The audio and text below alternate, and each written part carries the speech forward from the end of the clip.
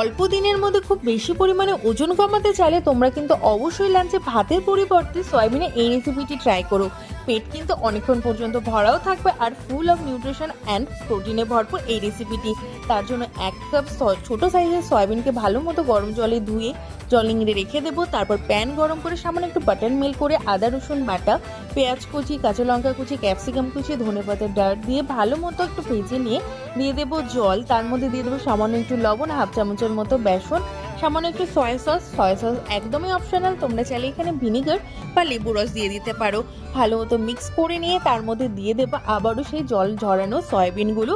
আর এখানে আমি সামান্য একটু পনির অ্যাড করেছি, তোমরা চাইলে এখানে চিকেন বা এগ যে কোনো খুশি অ্যাড করতে পারো বা না চাইলে সেটাও স্কিপ করে যেতে পারো।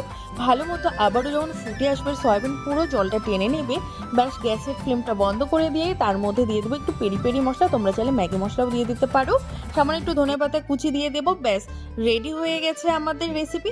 এবার জাস্ট প্লেটিং করার পালা। সম্পূর্ণ কিছু প্লেটে তুলে নিয়ে তার মধ্যে নিজের পছন্দ মতো স্যালাড দিলেই তৈরি আমাদের এই বাটার গার্লিক সোয়াব। খেতে কিন্তু দারুণ হয়, মাস্ট ট্রাই।